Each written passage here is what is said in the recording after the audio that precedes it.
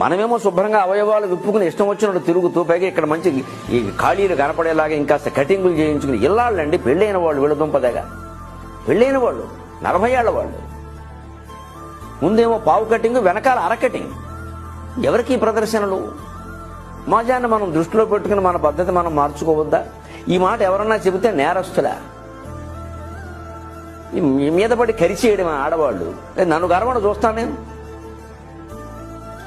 ఆలోచన చేయాలి. కనీసం ఏం చేస్తున్నాం, ఎలా బతుకుతున్నాం, సమాజం ఎలా ఉంది, దాన్ని బట్టి తీసుకోవాల్సిన జాగ్రత్తలు. అతి ప్రాచీనమైన వాదన ఎంత తప్పు, ఈ అతి నవీనమైన వాదన కూడా అంతే తప్పు. అసలు మన భారతీయ సంస్కృతి సమన్వయ సంస్కృతి. మంచి చెడ్డ ఏమిటో గీత గీసి విచక్షణ చేసి తెలుసుకోవాలి. ఒక చిన్న గీత ఉంటుందని, చాలా స్వల్పమైన రేఖ లాంటిది శృంగారానికి అశ్లీలానికి మధ్యలో. ఆ గీత జరిగిపోతే అశ్లీలమైపోతుంది.